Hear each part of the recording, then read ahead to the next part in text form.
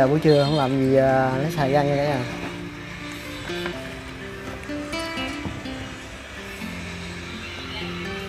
Em có chén muối ớt nha.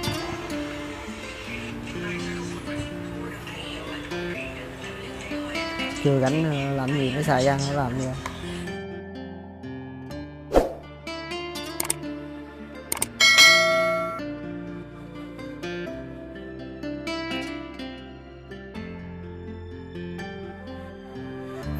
Chưa rảnh không chạy đi mua xài về ăn chơi rồi.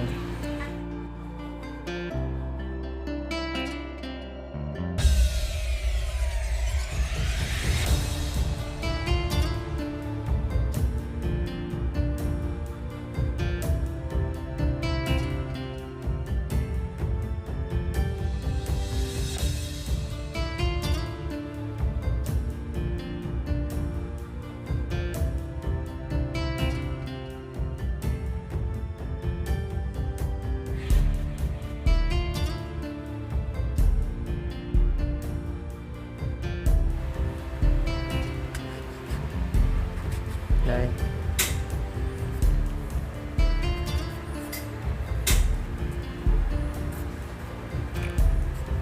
Quần đã tốn rồi chứ. Quần đã tốn nha. Ai muốn ưa? Ai muốn ưa?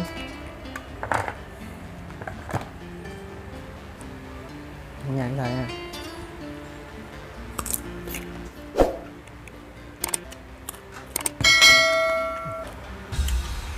Cà thái này, không chua, ngon ngọt.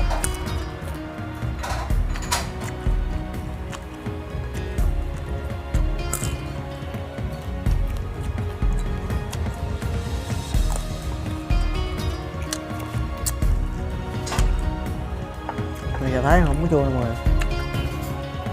Được nghe không?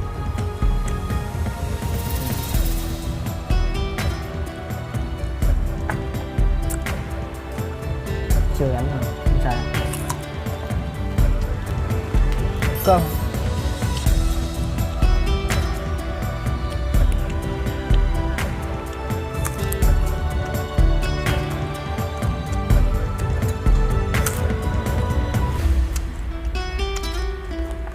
Đây mình còn ổi không? Cả nhà.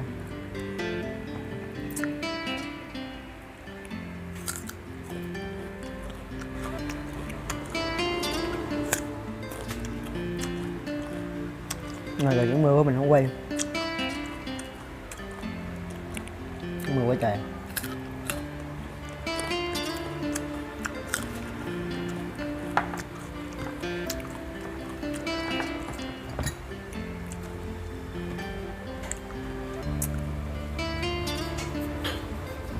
Nhưng còn hết cho xài luôn.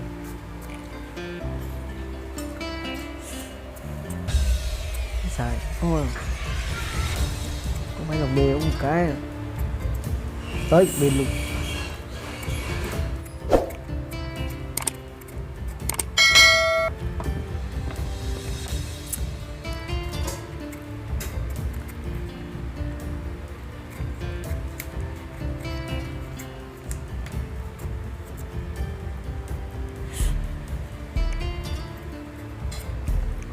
Mình có ăn xài với mình không? Ăn xài với mình nha.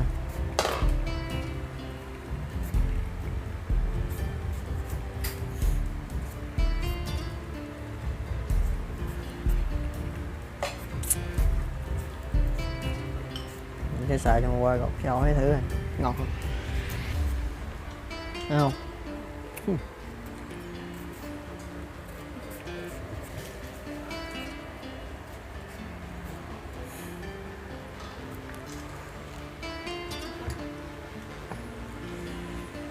Test thử cái ổi à.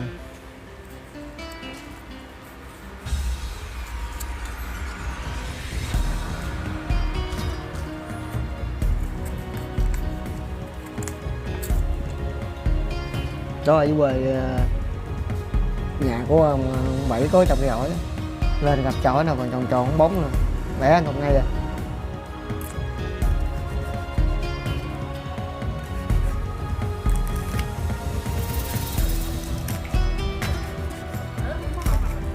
Gì? Có mà. Không ít à, đi ra.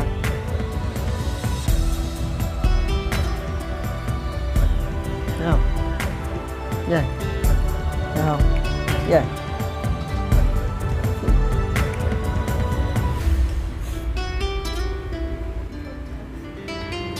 Ngủ đâu ngủ hoài.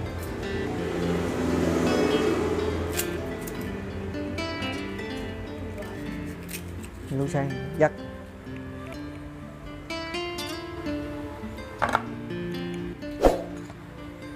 Dắt. Trang mất su cay nha mọi người. Nó dùm mấy chai. Nó dùm mấy chân. Mấy chai. Trái à? Trái bá cay vậy.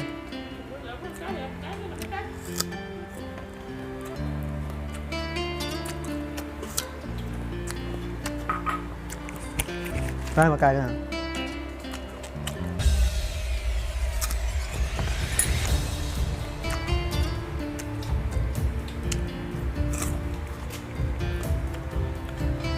Biết ngon hả? Biết ngon hả?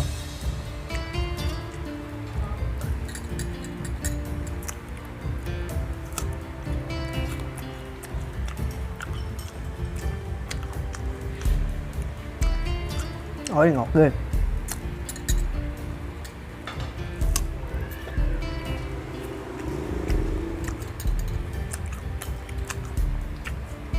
Chưa biết làm gì thèm mua hỏi xài ăn chơi à.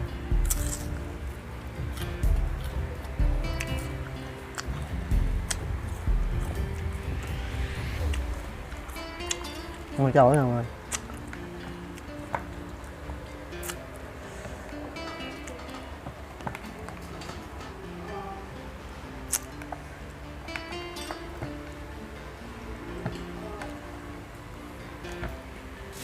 Không xài. Xài có hộp cơm đây nữa.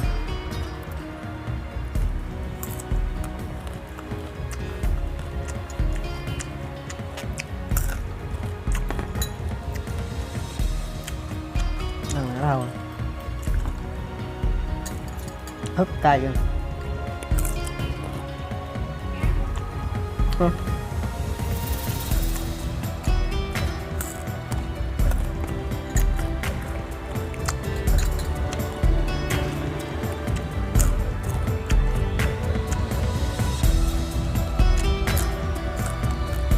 Chưa ngủ vậy làm gì?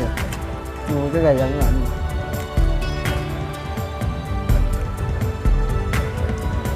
Lẩu mà không ăn trái cây mà.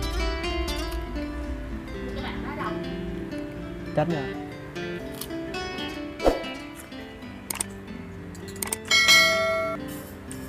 Cũng 5k.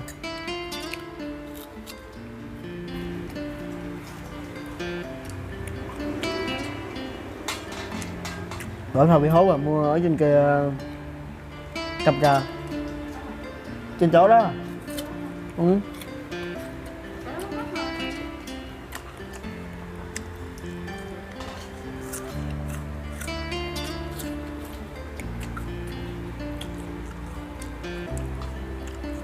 Hỏi bao nhiêu tiếng đâu à? Trăm mấy à? Bây giờ 45k.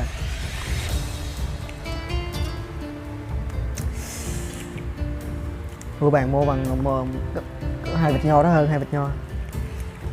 Hai nho bằng mua hai bài. Trời sắp chưa mưa nữa mọi người.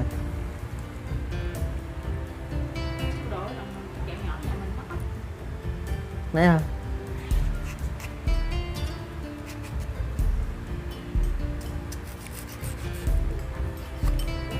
Dạ nó xài cho nó có trong người có chắc.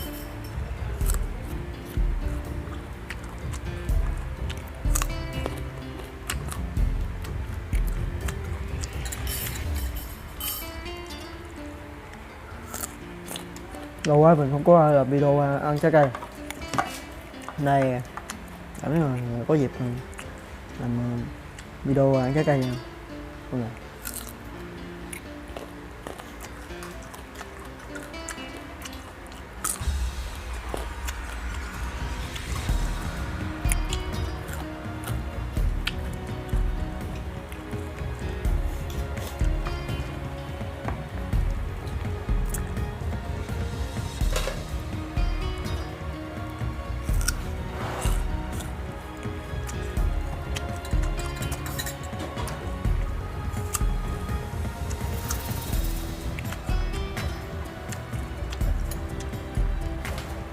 Không một ngay hả?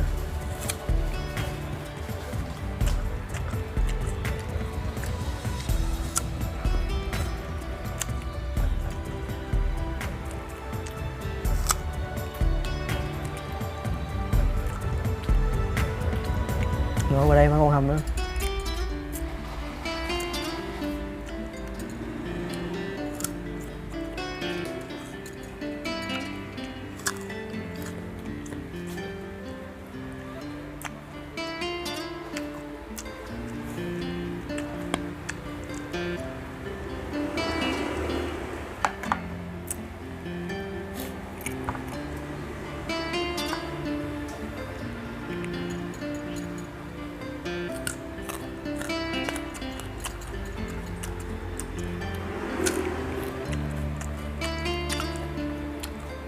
Về nhạn xào với mình nha. Xài đáy tương ương ngọt, ớt cay.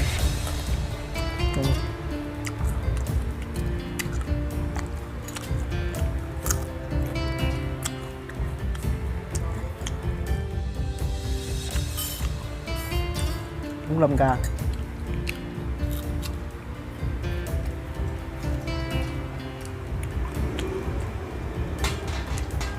Đổi hồi bị hốt à, mua ở trên kia cặp ca trên chỗ đó.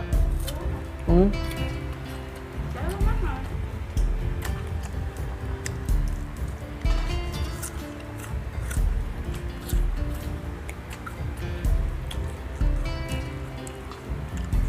Hỏi bao nhiêu tiếng đâu rồi? Trăm mấy à? Ai về đó, 45k.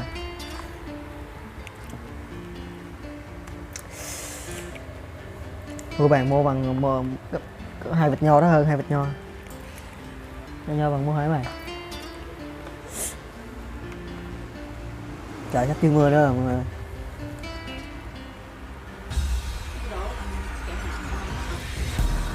Nè hả?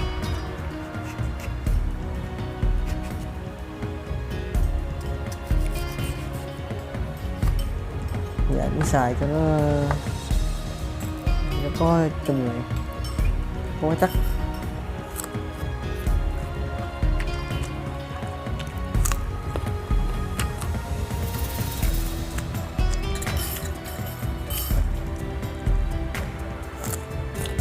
Lâu quá mình không có làm video ăn trái cây này, ảnh là có dịp làm video ăn trái cây này.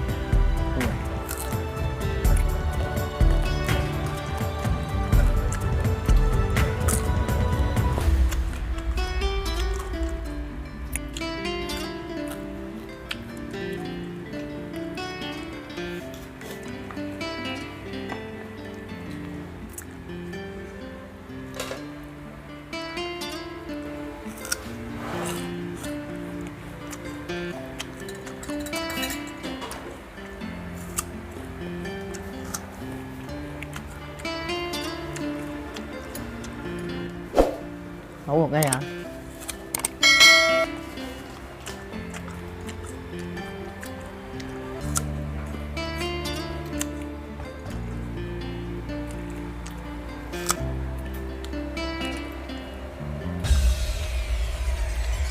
Nấu vào đây mà không hầm nữa.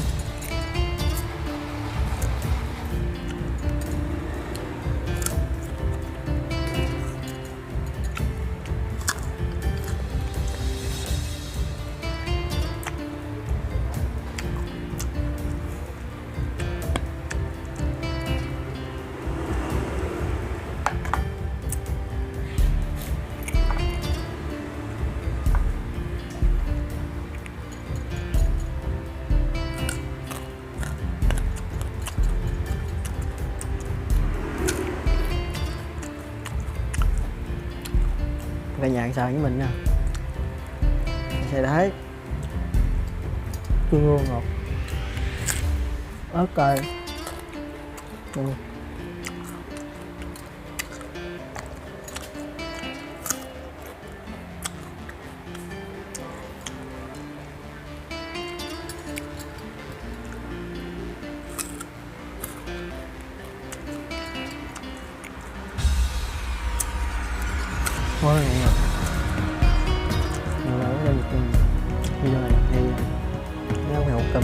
ký kênh và theo dõi nhé nha. Thì xin kết thúc video ở đây. Hãy nhớ chia sẻ kênh và đăng ký